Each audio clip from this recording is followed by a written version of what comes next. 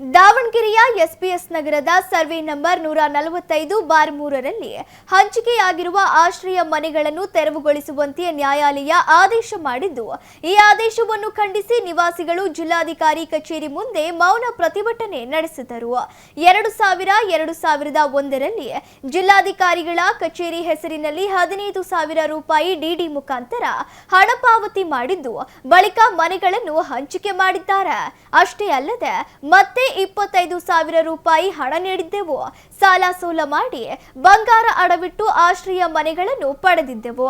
ಆದರೆ ಇದೀಗ ರುದ್ರೇಶ್ ಐರಾಣಿ ಎಂಬುವವರು ಸರ್ವೆ ನಂಬರ್ 145/3ರಲ್ಲಿ 3 ಎಕರೆ ಜಮೀನು ನನ್ನ ಹೆಸರಿನಲ್ಲಿ ಖಾತೆ ಇದ್ದು ಜಮೀನು ಸ್ವಾಧೀನ ಮಾಡಿಸಿಕೊಡುವಂತೆ ನ್ಯಾಯಾಲಯದಲ್ಲಿ ದೂರು ದಾಖಲಿಸಿದ್ದು, ಇದೀಗ ನ್ಯಾಯಾಲಯ ಜಮೀನನ್ನು ನೀಡಬೇಕೆಂದು ಆದೇಶ ನೀಡಿದೆ.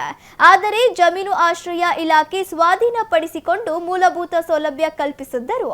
ಇದೀಗ ನ್ಯಾಯಾಲಯ ಆದೇಶ ಮಾಡಿದೆ.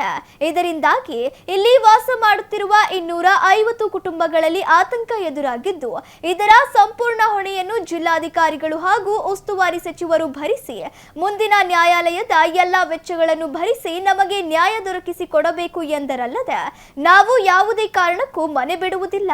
ಇಲ್ಲಿ ಏನೇ ಹೆಚ್ಚು ಕಡಿಮೆಯಾದರೂ ಅದಕ್ಕೆ ಜಿಲ್ಲಾಧಿಕಾರಿಗಳೇ ಕಾರಣ ಎಂದರು.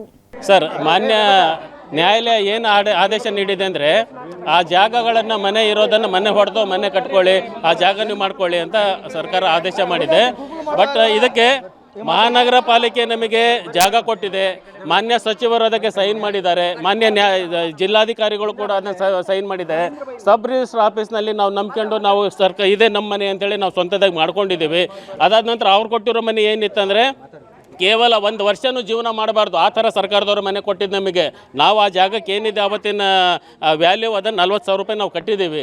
ತದನಂತರ ನಾವು ಲೋನು ಅದು ಇದು ಮಾಡಿಬಿಟ್ಟು ಸಾಲ ಸೋಲ ಮಾಡಿ ನಾವು ಮನೆ ಕಟ್ಕೊಂಡಿರೋದು. ಈಗ ಏನು ಪಾರ್ಟಿ ಏನಿದಾರಲ್ಲ ಜಾಗದ ಒಡೆಯರಿಗೆ ಸರ್ಕಾರದವ್ರು ಅದೇನು ಪರಿಹಾರ ಇದೆ ಅವ್ರಿಗೆ ಕೊಟ್ಕೊಳ್ಳಿ, ನಾವಂತೂ ಯಾವ ಕಾರಣಕ್ಕೂ ಮನೆ ಬಿಟ್ಕೊಡೋದಿಲ್ಲ.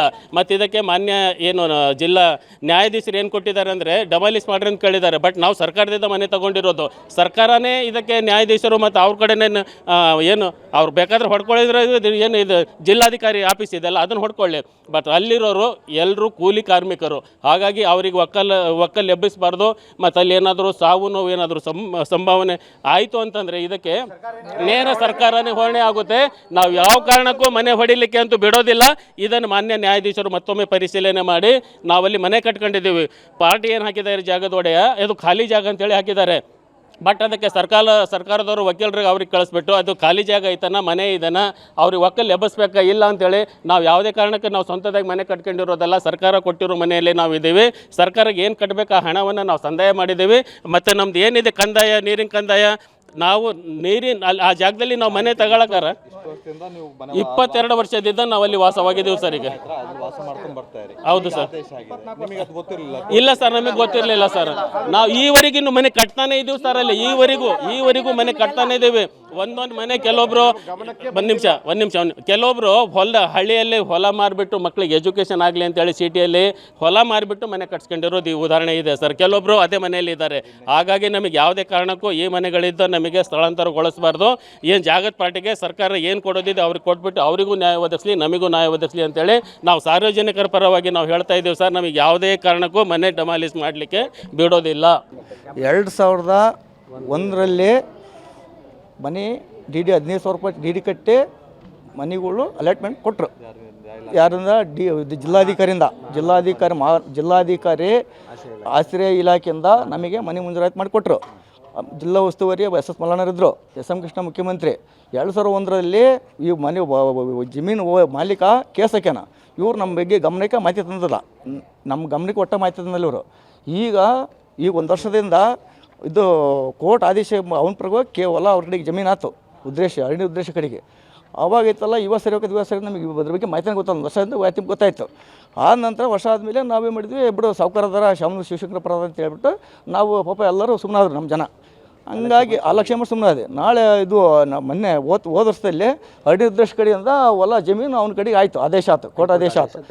ಈಗ ಇವರು ಮೊನ್ನೆ ನಾವು ಮಾಲ್ತೇಶ್ವರ ಹತ್ರ ಬಂದ್ವಿ. ಮೊನ್ನೆ ಬಂದಾಗ ಅಂದ್ರೆ ಕಮಿಷನ್ ಆಯ್ತರ ಹತ್ರ ಬಂದು ಮಾತಾಡಿದ್ವಿ, ಸರ್ ಹೆಂಗೆ ಮಾಡೋಣ ಅಂತೇಳಿ.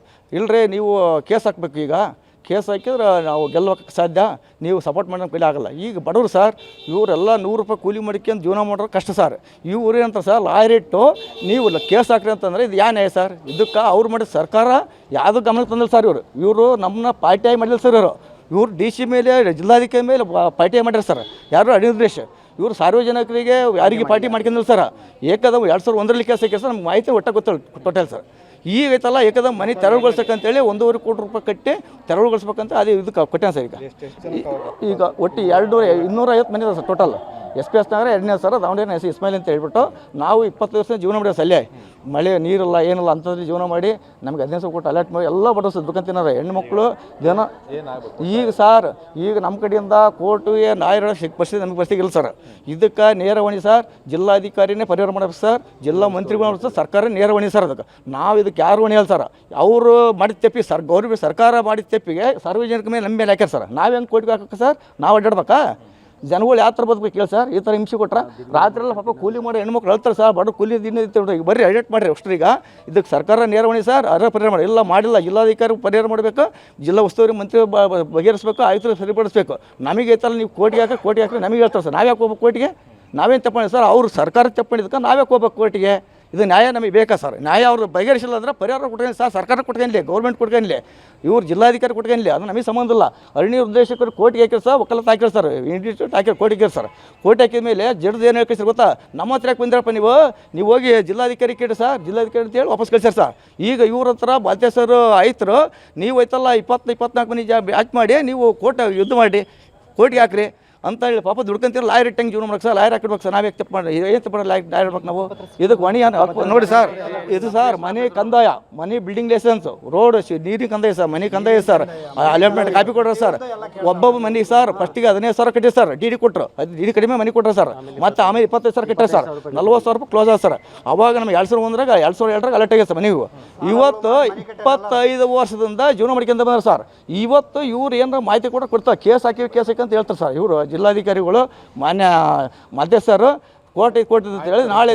ಈಗ ಸರ್ ಮುಂದಿನ ನಡೆಯೋಣ ಸರ್, ಇದಕ್ಕೆ ನೇರ ಇದು ಜಿಲ್ಲಾಧಿಕಾರಿ ಹೊಣೆ, ನೇರ ಸರ್ಕಾರ ಹೊಣೆ, ಮೇನ ಜಿಲ್ಲಾಧಿಕಾರಿ ಜಿಲ್ಲಾ ಮಂತ್ರಿ ಹೊಣೆ. ಇದಕ್ಕೆ ಆಳೆ ಅವ್ರು ಮಾಡಿಲ್ಲಪ್ಪ ಇಲ್ಲೇ ಸತ್ಯಾಗ್ರಹ ಕೊಡ್ತಾರೆ ನಾವು, ನಮಗೆ ಪರಿಹಾರ ಕೊಡಿ. ಅವ್ರು ಪರಿಹಾರ ಕೊಡ್ಕೊಳ್ಳಿ ಸರ್, ಅರಣ್ಯ ನಿರ್ದೇಶ ಸರ್ಕಾರ ಪರಿಹಾರ ಕೊಡಲಿ. ನಮ್ಮ ಮೇಲೆ ನಾವು ರೊಕ್ಕ ಕೊಟ್ಟಂದ ಸರ್, ಫ್ರೀ ಏನಲ್ಲ. ಬಡವರು 100 ರೂಪಾಯಿ ಜೊತೆ ಮಾಡಿ ಕಂಡರೆ ಗಂಟೆಗೆ ಬಡವರು ದಿವಸ 100 ರೂಪಾಯಿ ಕೂಲಿ ಮಾಡಿ ಜೀವನ ಮಾಡ್ತಾರೆ ಸರ್. ಇಲ್ಲಿ ಅಂಥವ್ರು ಲಾಯರ್ ನಮ್ಮ ಕೈಲೇ ಕೋರ್ಟಿಗೆ ಅಡ್ಡಾಡಕ್ಕಾಗಲ್ಲ ಸರ್, ನಾವು ಲಾಯರ್ ಹೇಳೋಕೆ ಪರಿಸ್ಥಿತಿಗಳು ಸರ್. ಅದಕ್ಕೈತಲ್ಲ ನ್ಯಾಯ ನೇರ ಹೊಣೆ. ಅವ್ರು ಪರಿಹಾರ ಕೊಡಲಿಲ್ಲಪ್ಪ ಅಂದ್ರೆ ನಮ್ಮ ಜನಕ್ಕೆ ಅತಿ ಶೀಘ್ರದಲ್ಲೇ ನಮಗೆ ಪರಿಹಾರ ಒದಗಿಸ್ಕೊಡ್ಬೇಕು. ಅವರು ಇವ್ರು ರಾತ್ರಿ ಗಲ್ಲಲ್ಲಿ ಬಂದು ನಿಮಿಷ ಕೊಡ್ತಾರೆ ಸರ್, ನಿಮ್ಮ ಮನೆ ಹೋಗೋ ಅಂತೇಳಿ ರಾತ್ರಿ ನಿದ್ದೆ ಮಾಡ್ತಿಲ್ಲ. ಅವರು ಜಾಗ ಬಿಟ್ಟು ಅದೇ ಕಡೆ ಕದ್ಲಲ್ಲ ನಾವು, ಅಲ್ಲೇ ಸತ್ರ ಪರವಲ್ಲ, ಅಲ್ಲೇ ಹೆಣ್ಗಳು ಮಕ್ಕಳ ಪರವಲ್ಲ, ಯಾವುದೇ ಕಡೆ 250 ಮನೆ, ಅಲ್ಲಿ 1428 ಮನೆ ಸರ್. ನಮ್ಮದಷ್ಟೇ 3 ಎಕರೆ 5 ಗುಂಟೆ ಸರ್ ಅರಣ್ಯ ನಿರ್ದೇಶದಿಂದ. ಅದು ಐತಲ್ಲ ಅಗಲೆಲ್ಲ ಬಂದು ಕಾಟ ಕೊಡ್ತಾರೆ ಸರ್. ಅದು ಐತಲ್ಲ ನೀವು ಸರ್ಕಾರ ನೇರ ಹೊಣೆ ಸರ್ ಅದಕ್ಕೆ.